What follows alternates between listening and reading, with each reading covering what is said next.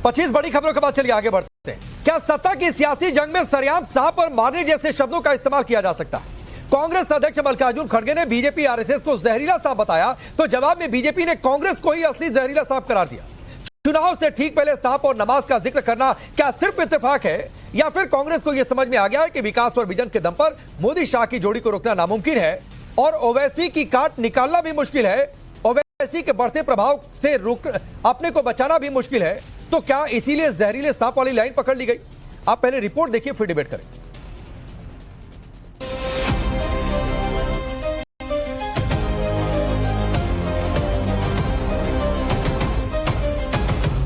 ये जहरीला सांप है आरएसएस और बीजेपी।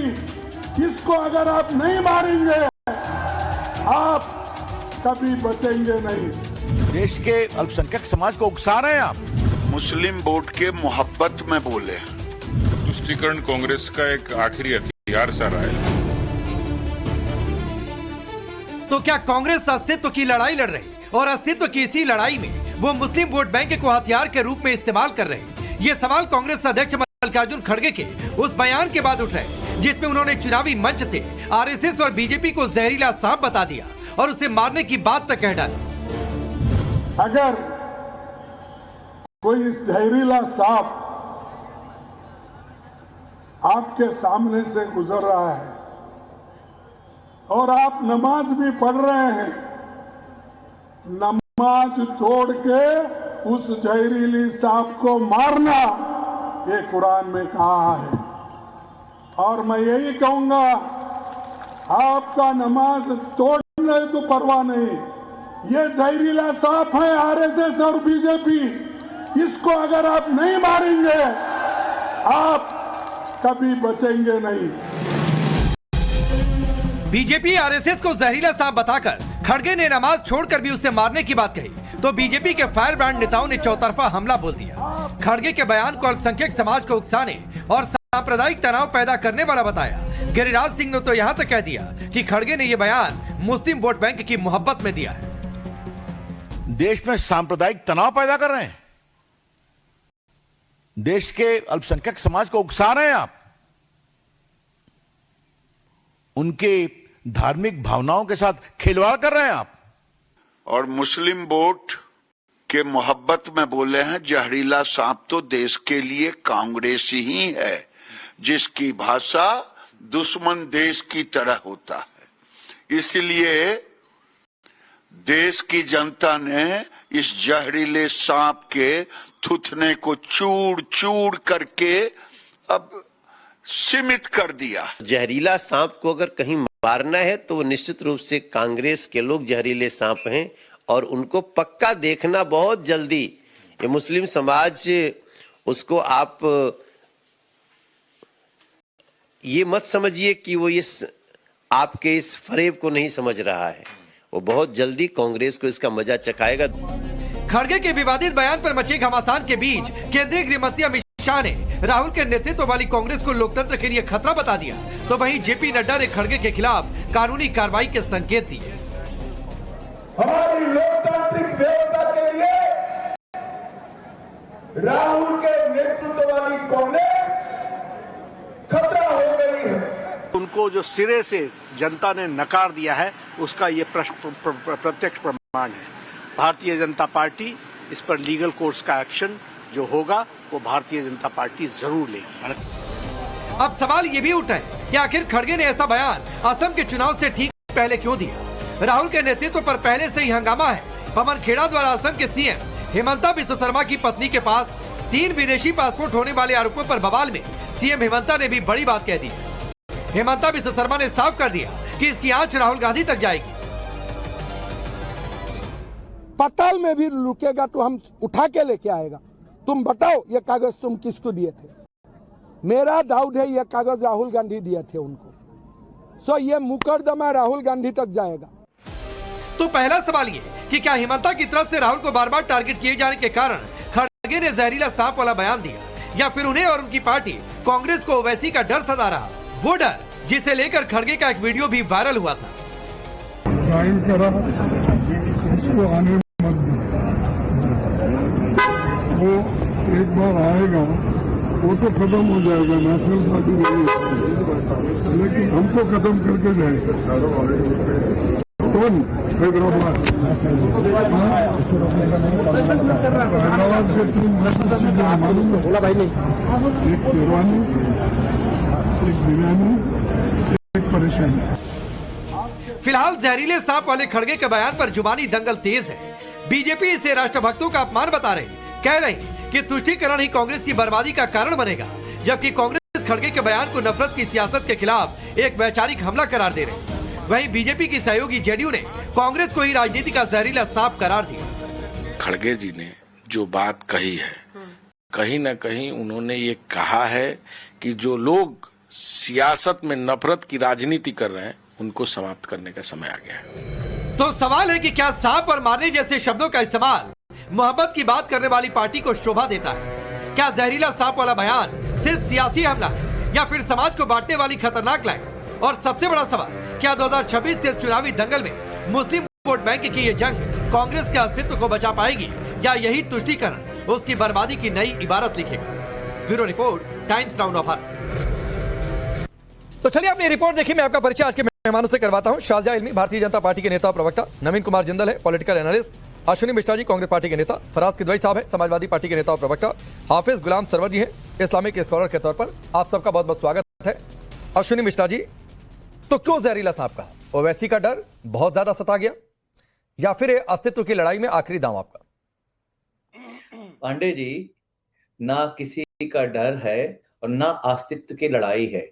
ये लड़ाई है देश के मूलभूत सिद्धांत की। देश का मूलभूत सिद्धांत जो बोलता है सर्वे भवन्तु सुखिनः सर्वे सन्तु निरामया।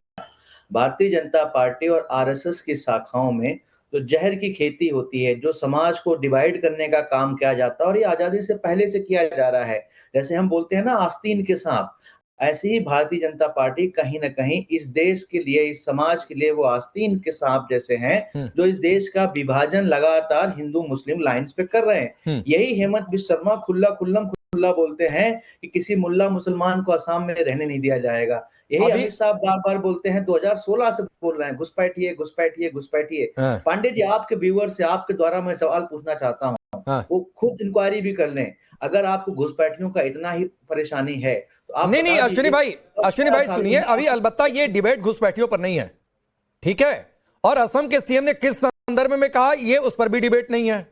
उधर जाएंगे तो फिर आपको भी मुश्किल होगी, तो उधर जाइए नहीं, डिबेट का टॉपिक चेंज करने की कोशिश मत करिए। अब सुनिए सर, सुनिए अश्विनी भाई सुनिए, देश के व्यूअर्स को पता है कि कौन सा मुहावरा है और कौन सी बात आपने क्यों कही है।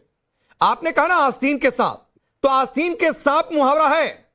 आप वो कहते तो शायद फिर भी आप जस्टिफाई कर ले जाते, लेकिन क्या कहा है मल्लिकार्जुन खड़गे ने, मैं फिर आपको कोट अनकोट कर रहा हूं कि जहरीला सांप गुजरे तो नमाज छोड़कर भी मारना है। बीजेपी आरएसएस जहरीला सांप है, आपको नमाज तोड़ने की परवाह नहीं करनी है। नमाज टूट भी जाए तो जहरीले सांप को मार दीजिए। और अलबत्ता उन्होंने इसको कुरान का हवाला देकर जस्टिफाई भी कर दिया।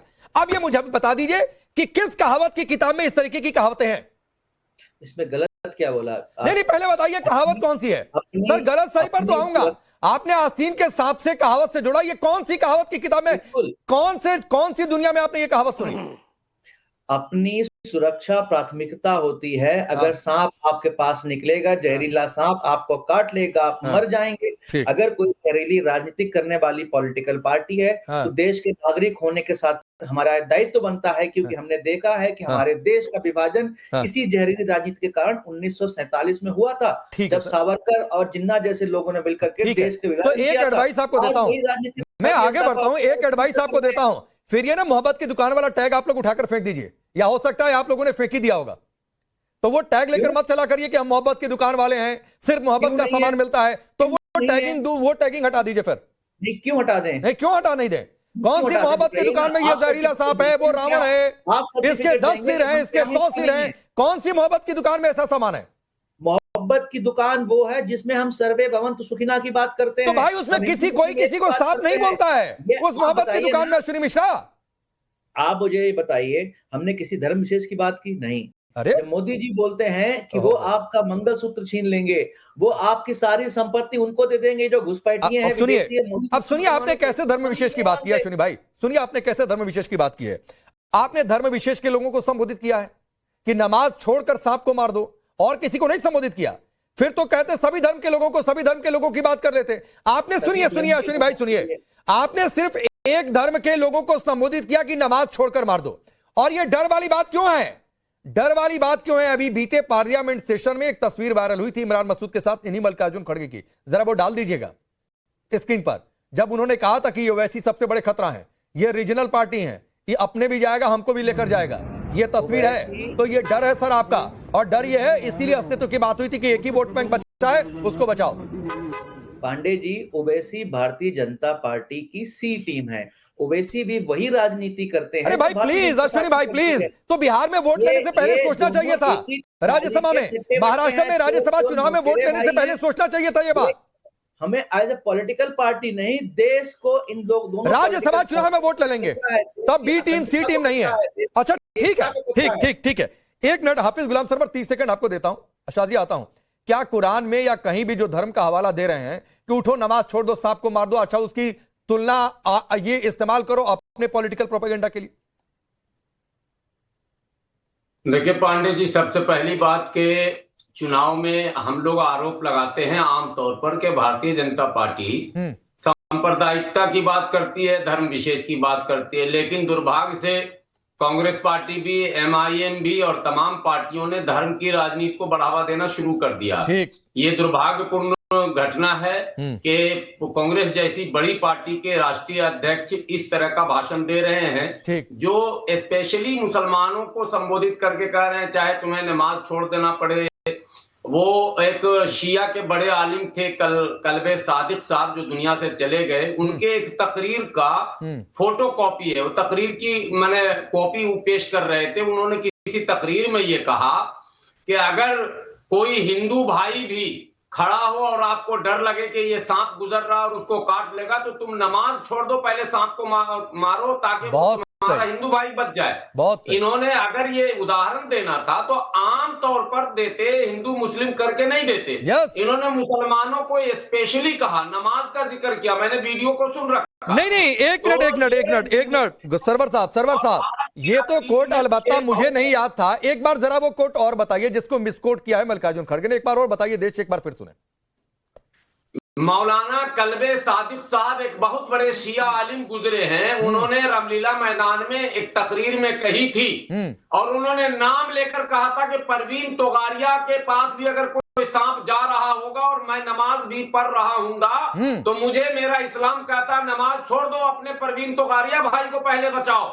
यानी इंसानियत के जान को बचाने के लिए कहा गया है, ये नफरत फैलाने के लिए नहीं कहा गया। और जिस संघ के ओर उनका इशारा है वो संघ तो कांग्रेस के शासन में फला फूला तब कहां थे। अब रुक जाइए गुलाम सरवर साहब, अब अश्विनी मिश्रा बताइए, आपने तो आधा उड़ा दिया मौलाना कल्बे सादिक की बात का और उसमें घुसा दिया अपना। हमने भी सुरक्षा की बात की है, वो सुरक्षा की बात, उस राजनीति की सुरक्षा की बात जिस राजनीति से आज देश को नुकसान हो रहा है। आज देश का विभाजन हिंदू मुस्लिम लाइंस पे इस कदर हो गया है। मोदी जी कहते हैं नहीं पहले ये बताइए कि आधा कोर्ट में से उड़ाया क्यों अश्विनी मिश्रा? अपने पॉलिटिकल इंटरेस्ट के लिए ये बेचैनी दिखाता है कि आप लोग अस्तित्व को लेकर परेशान हैं। राज्यों में लगातार हार का जो प्रधानमंत्री कह रहे हैं कि ये 100वीं हार होने जा रही है।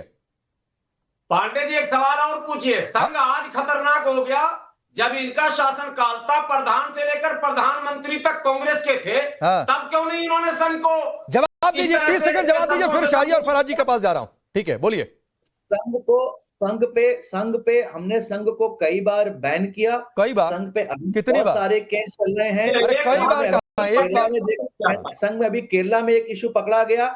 मैं खुद बचपन में संघ में जाता था और मैं वहां से चला आया क्योंकि मैंने देखा गया वहां पर कहीं न कहीं एक तरीके से नफरत का पाठ पढ़ाया जाता है।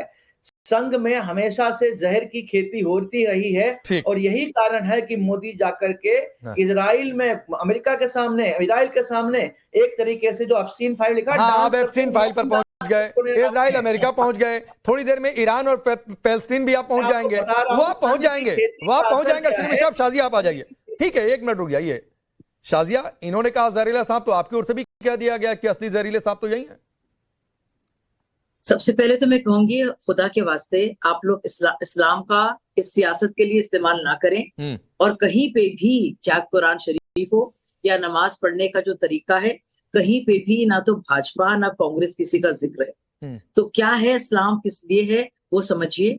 और अगर इस तरह से आप मजाक उड़ाएंगे और मैं खरगे जी और जो मुसलमान उनके लिए वोट देते हैं उनको कहना चाहूंगी ये खुदा के वास्ते ऐसे लोग जो मजहब को इस्तेमाल कर रहे हैं अपनी गलीज सियासत के लिए उनसे बचिए, क्योंकि ये तो इंसल्ट कर रहे हैं भाजपा को, आरएसएस को तो गाली बकी रहे हैं, साफ कह रहे हैं, लेकिन साथ साथ उन मुसलमानों का भी मजाक उड़ा रहे हैं, कुरान शरीफ का मजाक उड़ा रहे हैं, इस्लाम का मजाक उड़ा रहे हैं, क्योंकि वो सिर्फ और सिर्फ एक भद्दी बहुत ही खराब किस्म की कम्युनल गेम खेल रहे हैं और सोच रहे हैं नमाज को जोड़ रहे हैं इससे।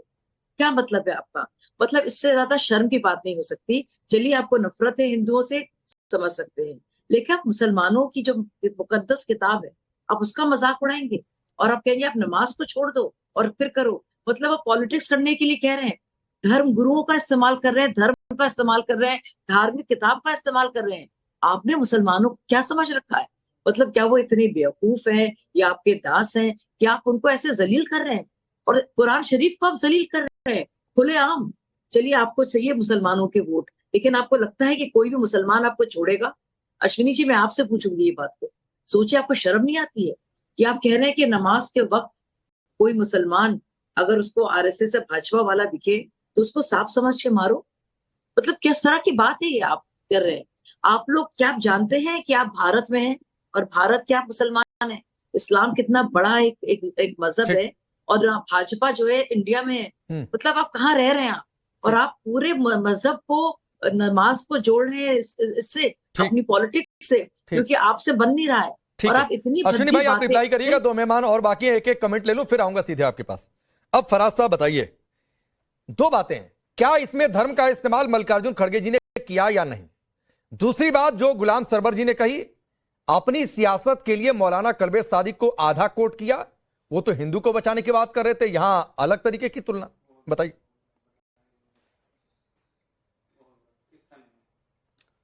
राकेश जी देखिए, मैं आपके इन दोनों सवालों का जवाब दूंगा। सबसे पहले तो शाजिया हमारी बहन हैं और ये जब एंकर हुआ करती थी तो मेरी बहुत फेवरेट एंकर थी। इन्होंने कहा कि मजहब का इस्तेमाल जो है वो मल्लिकार्जुन खड़गे ने अपनी गलीज सियासत के लिए किया, और दूसरा आरएसएस के ऊपर जो कहा गया। देखिए मल्लिकार्जुन खड़गे जी ने जो कहा, मुझे लगता है कि उन्होंने सरदार पटेल जी को पढ़ा और उनको पढ़ने के बाद उन्होंने ये स्टेटमेंट दिया। मेरे पास ये 3 किताबें रखी हुई हैं, एक सरदार पटेल करस्पॉन्डेंसेस, दूसरा Gandhi that the years that change the world, और तीसरा आरएसएस के ऊपर है एजी नूरानी साहब की किताब। सरदार पटेल की कुछ चिट्ठियां थी जो इसके वॉल्यूम 6 में लिखी हुई हैं, जिसमें सरदार पटेल कहते हैं, पेज नंबर 323 पे है कि आरएसएस की गतिविधियां सरकार और राज्य के अस्तित्व के लिए एक स्पष्ट खतरा थी। यह मैंने हिंदी में तर्जुमा कर दिया। तो क्या सरदार पटेल गलत थे? सरदार पटेल ने इसी किताब में अपनी चिट्ठी में लिखा है जो उन्होंने नेहरू जी को लिखी थी कि मेरे मन में इसको लेकर कोई संदेह नहीं है कि हिंदू महासभा का एक उग्रवादी तबका गांधी जी की हत्या में शामिल था। सरदार पटेल ने 1949 में जयपुर में कहा था कि हम आरएसएस, फिर से बोल रहा हूं कि हम आरएसएस या किसी भी सांप्रदायिक संगठन को देश को गुलामी या बंटवारे के रास्ते पर नहीं ले जाने देंगे। अब सांप की बात हुई तो मैं तो यह जानना चाहता हूं शाजिया जी कि आपके महाराष्ट्र में मंत्री हैं, उनका नाम है नितेश राणे, वो कहते हैं कि मुसलमान जो हैं, और उन्होंने सारे मुसलमान कहा है, हरे सांप होते हैं। तब तो फिर मैं भी हरा सांप हो गया और आप भी हरी सांप हो गई उनके हिसाब से। तो जरा से अपने गरिबान में भी झांक करके मुझे लगता है कि देखना चाहिए। अभी शाजिया जी ने क्या कहा? शाजिया जी ने अभी यह कहा कि मजहब का इस्तेमाल घिनौनी पॉलिटिक्स के लिए किया जाता है। सुषमा स्वराज जी ने 14 अप्रैल सन 2000 को भोपाल में एक बात कही थी, जाकर के चेक करिएगा, इतनी देर में गूगल कर लीजिएगा, कि the temple movement was purely political in nature and has nothing to do with religion. तो कौन धर्म के नाम पर राजनीति कर रहा है? आडवाणी जी ने कहा कि अगर मंदिर का मुद्दा हम ना उठाते तो नई दिल्ली से हम चुनाव हार जाते। ये आडवाणी जी ने कहा है। तो अच्छा ठीक है, अब मुझे फराज भाई शाजिया विल रिप्लाई। मैं नवीन जी आपके पास भी आ रहा हूं। मुझे एक बात बस सर, आपने गिरेबान में झांकने की बात कही है तो वो शाजिया झांक कर रिप्लाई करेंगी। मुझे आप एक बात बता दीजिए, क्या आप कांग्रेस को क्लीन चिट दे रहे हैं कि वो धर्म पर सियासत नहीं करती है और दूसरे धर्म पर टिप्पणी नहीं करती है और उकसाने वाली पॉलिटिक्स नहीं करती है? बिल्कुल नहीं करती है। ये तीनों काम अगर कोई करता है तो भारतीय जनता पार्टी के लोग करते हैं। ठीक, क्योंकि अब मुझे बताइए सर, भारतीय अब मुझे बताइए, खासकर भगवान कृष्ण ने कोरोना को भेजा, हिंदू का अर्थ भयानक है, शर्म आ जाएगी, गीता को लेकर उलझुल टिप्पणी, सैफरन टेररिज्म की बातचीत, यह आपको लगता है कि बड़ी धर्मनिरपेक्ष बातें हैं?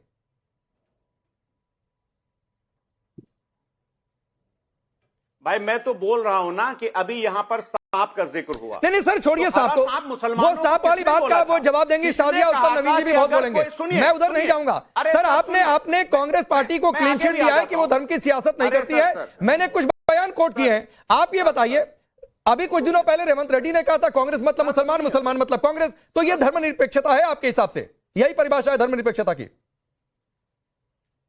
अरे सर सुनिए, तो अभी बंगाल में भारतीय जनता पार्टी के सर छोड़िए बंगाल, नहीं फराज भाई, अब मैं आपको 2-3 मिनट नहीं बोला, अब कांग्रेस पर बात आई है, आपने कांग्रेस को क्लीन चिट दिया, इन बयानों के हवाले से बताइए कि कांग्रेस कैसे फिर धर्मनिरपेक्ष? कोई पर्चा थोड़ी ना देंगे कि मैं ये पढ़ूं। नहीं सर, पर्चा नहीं, मैं सवाल पूछूंगा, उसका जवाब तो चाहिए होगा ना फराज भाई। देंगे कि मैं ये पढ़ूं? आपके पर्चे में मैंने बिल्कुल इंटरप्ट नहीं किया, 3 मिनट करीब करीब आप लगातार बोले। जैसे आपने, अरे सर मुझे एक बात और बोल लेने दीजिए कि शुभेंदु अधिकारी ने कहा कि अगर कोई मुसलमान विधायक बन जाएगा, लोकतांत्रिक तरीके से जीत जाएगा और विधानसभा में पहुंचेगा, तो उसको उठा करके हम बाहर फेंक देंगे। चलिए आपने एक बात और बोल दिया। अब मुझे बताइए कांग्रेस वाले क्लीन चिट वाले पर, कांग्रेस को क्लीन चिट वाले पर बोलिए फराज भाई। राकेश भाई, हाँ आ रहा हूं नवीन जी, 1 मिनट दीजिए। सब्र का पैमाना टूट रहा है। मल्लिकार्जुन खड़गे जी का ठीक, जो उनका जो इंटेंशन था वो बिल्कुल सही है। अब इंटेंशन पर सरदार पटेल से लेकर के और इस देश के बहुत सारे ऐसे महापुरुष हैं जिन्होंने आरएसएस के ऊपर प्रतिकूल। मैं ये कहकर आगे बढ़ता हूं, आपके पास आऊंगा, पहले नवीन जी बोल रहे हैं। मैं ये कहकर आगे बढ़ता हूं कि फराज जी, जो 4-5 बयानों को मैंने कोट किया, उसके आधार पर आप नहीं बता पाए कि क्या वो धर्मनिरपेक्षता की परिभाषा है। आप नहीं बता पाए सर, आगे उम्मीद करता हूं कि शो में जवाब जरूर देंगे। नवीन जी आप बोलिए।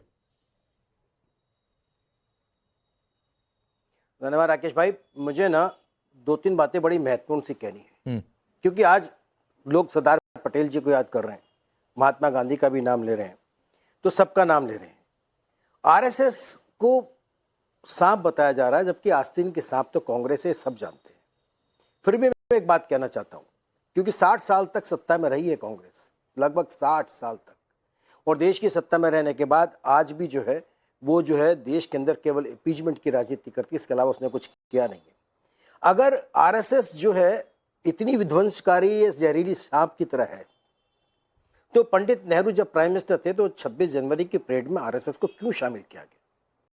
महात्मा गांधी जब आरएसएस की शाखा में गए तो उन्होंने लिखा, आरएसएस जैसा संगठन, अनुशासित संगठन कोई हो नहीं सकता। अगर लोगों को अनुशासन सीखना है तो आरएसएस की शाखा में आना चाहिए, उनके हाथ का लिखा हुआ है। तो क्या महात्मा गांधी जहरीले सांप है क्या? सरदार पटेल जिनके बारे में कहते उसकी एक भी टिप्पणी, एक भी लिखित चिट्ठी दिखाइए ना, केवल फर्जी बातें करेंगे इस प्रकार से। अब मैं कहना चाहता हूं कि ये लोग क्यों, किस प्रकार की राजनीति कर रहे हैं।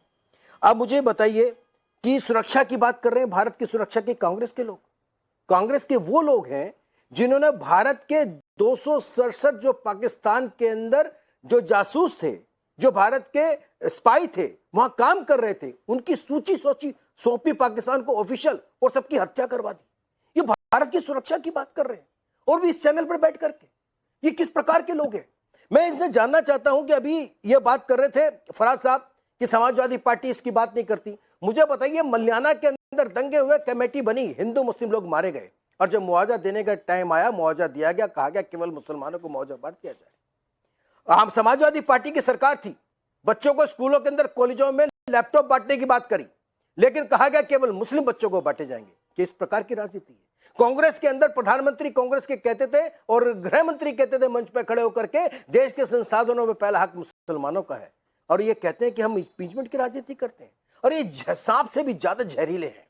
और उसके बाद ये कहते हैं कि हम राजनीति नहीं कर रहे, केवल मुसलमानों को खुश करने के लिए, बोलिए फराज साहब। मुस्लिम तुष्टीकरण को खुश करने के लिए उन्होंने कहा आ रहा हूं शाजिया, क्योंकि इन्होंने फराज जी को कोट कर दिया, तो एक 30 सेकंड फराज साहब का, फिर शाजिया आ रहा हूं। आप मैं सबको, मेरी बात बिल्कुल सबको कोट किया, मैं बोलना चाहता हूं भैया, देखिए ये लोग जहरीले सांप से भी ज्यादा खतरनाक हैं। इनका एक नेता था अतीक अहमद, उसने नोएडा के चीफ सेक्रेटरी रैंक का अधिकारी था राकेश बहादुर, उसके परिवार को ब्रूटल मारा उसका फोन ना उठाने पर।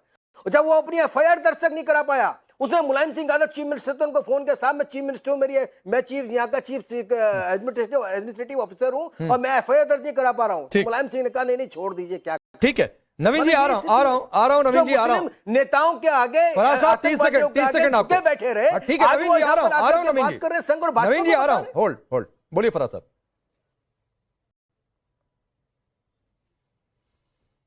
देखिए ये, हाँ, नवीन जी जो अभी गांधी जी की इन्होंने जो बात कही थी, गांधी जी ने दौरा जरूर किया था वर्धा में, मैं आपको यह भी बता दूं अगर आपने पढ़ा होगा, दौरा जरूर किया था एक शाखा में वर्धा में, और उन्होंने अनुशासन की बात कही थी। लेकिन अनुशासित रह करके इस देश में नफरत अगर किसी ने अनुशासन में रह करके फैलाई है तो वो आरएसएस ने फैलाई है। और भाई साहब, मैं कोई हवा में बातें नहीं करता हूं। ये प्रणब मुखर्जी ने क्या बोला? प्रणब मुखर्जी ने क्या बोला? प्रणब मुखर्जी देश के राष्ट्रपति रहे, कांग्रेस के नेता रहे, उन्होंने संघ की शाखा में जाकर के क्या बोला बताइए ना मुझे फराज भाई साहब। हेलो, मुझे बोलिए। नहीं, प्रणब मुखर्जी ने क्या बोला? शाजिया आ रहा हूं, आप ही के पास आऊंगा, शाजिया आ रहा हूं। आपका टर्न आएगा तो आप बोल लीजिएगा। हाँ, अब इन्होंने बात अतीक की टर्न में आप झूठ थोड़ी बोलोगे, जहर थोड़ी उगलोगे। 6 ग्लोरियस इपोक्स ऑफ, अरे भैया, 6 ग्लोरियस इपोक्स ऑफ इंडियन हिस्ट्री पढ़ी है, जिसमें सावरकर साहब क्या लिखते हैं आपको पता है? मुख्तार अंसारी आपके आइडियोलॉग थे, मुस्लिम आजम खां आपके आइडियोलॉग है इन द इवेंट ऑफ, अरे बताइए ना, मुख्तार अंसारी कौन थे, आजम खां कौन थे? मुख्तार अंसारी, आजम खां, अतीक अहमद कौन थे? ठीक नवीन जी रिप्लाई सुन लीजिए। 30 सेकंड मैंने उनको दिया था, 1 मिनट हो गया, रिप्लाई नहीं आया। ठीक है, आपने कोट किया, एक बार इनका वर्जन भी आने दीजिए फराज साहब का। लेकिन राकेश भाई गलत किताब नहीं तो ठीक है, फिर आपके पास भी आऊंगा तो काउंटर कर दीजिएगा, आपके पास भी आऊंगा काउंटर कर दीजिएगा। आपको लग रहा है गलत तो आपको अलग से समय दूंगा। फराज साहब बोलिए।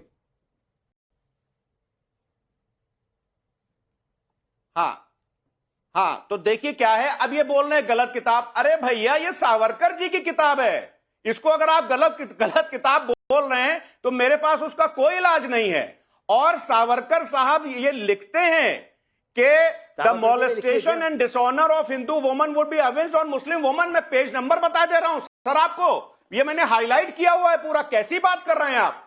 अगर आपको सरदार पटेल के करस्पॉन्डेंसेस पर भरोसा नहीं है, सावरकर साहब की किताब पर भरोसा नहीं है, और शाजिया जी अब आप एक बात और सुन लीजिए। मैं राकेश भाई आवाज आ रही है। शाजिया और फराज जी को रखिए स्क्रीन पर। हाँ ठीक है। हाँ शाजिया सुनिए, हाँ शाजिया जी सुनिए। हिंदू महासभा के एक नेता थे वीजी देशपांडे जी, आप पढ़िएगा। एजी नूरानी जी ने आरएसएस के ऊपर एक किताब लिखी है, उसके पेज नंबर 232 पर लिखा हुआ है। उन्होंने कहा था कि मुसलमानों को कुछ कल्चरल चेंजेस से गुजरना पड़ेगा to become acceptable nationals of the Indian state of the future.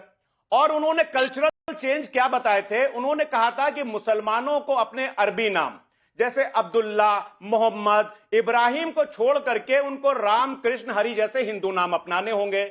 तो क्या आपने उस आइडियोलॉजी को मान लिया है? अच्छा, और अगर आपने उस आइडियोलॉजी को शाजिया मान लिया है तो मैं जवाब दे दूं, नाम का मतलब है वो बहुत अच्छा है, उसका मतलब है यूनिक। मैं जवाब दे दूं, उसका मतलब है यूनिक, जानबूझकर। तो क्या उस आइडियोलॉजी के हिसाब से आप फराज साहब रिप्लाई सुनिए, शाजिया बोल रही है। मैं जवाब दे सुन लो।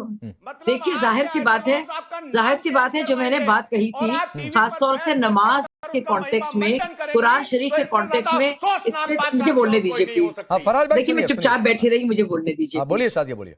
देखिए मैंने जो सबसे पहले बात कही थी उससे हमारे फराज भाई काफी घबरा गए। वो भी जानते हैं कि कुरान शरीफ में कहीं आरएसएस बीजेपी का जिक्र नहीं है, और वो ये भी जानते हैं कि नमाज का कुछ ताल्लुक नहीं है और नमाज जैसी एक पाक चीज का इस्तेमाल आप राजनीति के लिए नहीं कर सकते। इसलिए बहुत दूर चले गए भाई साहब, अलग अलग किताबें निकालने लगे। लेकिन मैं चाहूंगी हमारे भाई ज्यादा दूर नहीं जाते, इतनी किताबें निकाल रहे हैं, सिर्फ अगर वो सुन लेते 2019 में जो उन्हीं के नेताजी है, नेताजी हम लोग सब कहते हैं, मुलायम सिंह यादव ने क्या कहा था मोदी जी के बारे में। सोचिए, अगर ये सोचते हैं फराज भाई की पूरा आरएसएस बीजेपी साफ वाले हैं, तो हैरत की बात है कि उनके मुलायम सिंह यादव जी ने, नेताजी ने क्या कहा था लोकसभा में, साफ कहा था कि मैं चाहता हूं कि आप मोदी जी फिर से प्रधानमंत्री बने। आपने सबके साथ लेकर चलने की कोशिश की थी। तो कमाल की बात है, कितना इंसल्ट करेंगे आप अपने ही नेताजी को, अपने ही फाउंडर को। हम समझ सकते हैं कि वो अखिलेश यादव जी ने उनके साथ काफी बदतहजीबी की, लेकिन फाउंडर तो वही थे समाजवादी पार्टी के। अब जो आप बात कर रहे हैं कांग्रेस का कुछ लेना देना नहीं था कम्युनलिज्म से, तो एक तो शाबानो के सब जानते हैं जिसने सारे दरवाजे खोले, और किस तरह से वो पूरी तरह एक सांप्रदायिक खेल था जिसने लगातार ऐसी दीवारें खींच दी पार्टीशन के बाद जो कभी टूट नहीं सकती, और उसका इस्तेमाल लगातार किया। लेकिन उसके अलावा आप देखें शाबानो के, चाहे सच्चर कमेटी की रिपोर्ट हो जो आपने बनवा तो दी, लेकिन कभी भी लागू करने की हिम्मत नहीं की। प्राइम मिनिस्टर क्या 15 पॉइंट प्रोग्राम फॉर माइनॉरिटीज अगर आप देखें, पटला हाउस इनकाउंटर अगर आप देखें, ट्रिपल तलाक का पूरा मुद्दा देखें, जहां आप कुरान और इस्लाम और मुसलमान औरतों के खिलाफ जाकर ऐसी चीज करने जा रहे थे जो ना सब कुरान सम्मति ना संविधान। ठीक है शाजिया, ठीक है, 30 सेकंड और फराज भाई, फिर मैं अश्विनी जा जाऊंगा सीधे आपके पास। एक सवाल है, चूंकि आपने इतनी पैरवी कर दी, इतनी वकालत कर दी, इतना तो अश्विनी भाई ने भी जोर शोर से कांग्रेस की बात नहीं कही, तो मेरे मन में एक सवाल आया, चूंकि पिछले दिनों हमारे समिट में अखिलेश यादव आए हुए थे, तो उनसे सवाल ओवैसी से गठबंधन को लेकर पूछा गया था, तो उन्होंने कहा कि नहीं, अभी जो गठबंधन है वही होगा। संकेत था कि गठबंधन शायद नहीं होगा। तो क्या इसीलिए आप लोगों की स्ट्रेटजी है कि ओवैसी का काउंटर करना है, तो इसी वाली स्ट्रेटजी पर चलना है, डरा के धमका के या फिर उकसा कर किसी भी तरीके से रखना है, इसीलिए आप इतनी कांग्रेस की वकालत कर रहे हैं?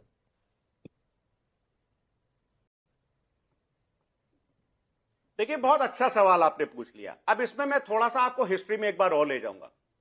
एनसी चैटर्जी ने एक बार बीएस मुंजे जी को एक पत्र लिखा जिसमें वो सावरकर जी की तुलना मोहम्मद अली जिन्ना से कर रहे थे। एनसी चैटर्जी ने बीएस मुंजे जी को जो चिट्ठी लिखी थी उसमें उन्होंने कहा था कि मोहम्मद अली जिन्ना जो हैं वो देश के मुसलमानों को इस बात से रोक रहे हैं कि वो कांग्रेस ज्वाइन करें, और सावरकर हिंदू भाइयों से वही बात कर रहे हैं। तो एक तरह से दोनों एक ही हैं। अब आ जाते हैं ओवैसी साहब की बात पे। जो आइडियोलॉजी हमारे महापुरुषों की थी वही आइडियोलॉजी हमारी है। हम हर उस पार्टी से डिस्टेंस रखेंगे जो धर्म के नाम पर राजनीति करती है।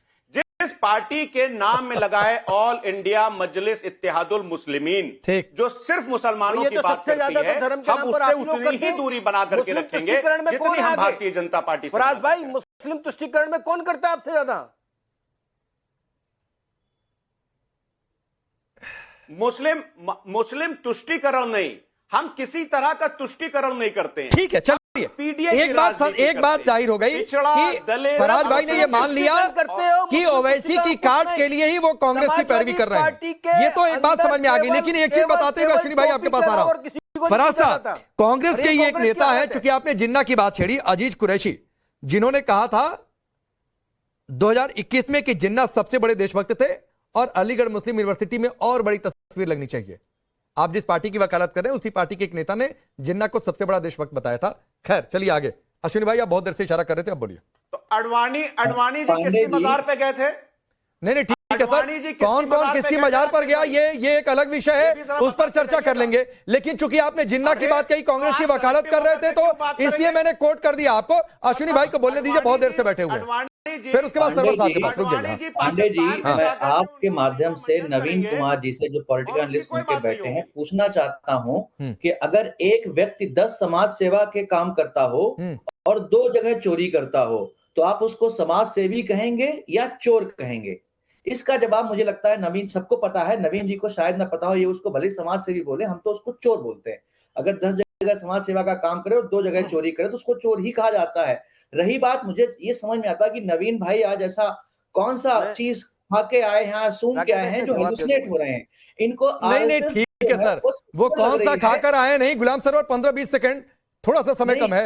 ये आपको गठबंधन सपा कांग्रेस का समझ में आया? आपको भी समझ में आया या अकेले मुझे समझ में आ रहा है? सरवर साहब, कांग्रेस ने तो नवीन जी आ रहा हूँ सरवर साहब, कांग्रेस ने सरवर साहब प्लीज सरवर साहब जल्दी, कांग्रेस ने तो सारे काम ही भ्रष्ट किए, गलत किए। एक चीज बता सरवर साहब बोलिए, अश्विनी भाई रुक जाइए, नहीं समय सरवर साहब आरएसएस में कितने दिन रहे हो अश्विनी भाई? सिर्फ सरवर साहब की आवाज होने आ रहा है, सिर्फ सरवर की आवाज होने आ रहा है, जल्दी से सरवर साहब। कई महापुरुषों का जिक्र हो गया इस डिबेट में, और कईयों के कई जगह जाने का जिक्र हो गया, जैसे गांधी जी संघ के इसमें पहुंचे, फिर क्या कहते हैं प्रणब मुखर्जी का भी जिक्र हो गया कि वो भी पहुंचे। एक जिक्र भी होना चाहिए कि आदरणीय प्रधानमंत्री नरेंद्र मोदी जी सूफी संवाद सम्मेलन में भी पहुंचे थे। उन्होंने इस्लाम के संबंध में, ठीक है चलिए, वक्त इतना ही है, रोकना पड़ेगा सर, वक्त इतना ही है। आप सबका बहुत बहुत शुक्रिया।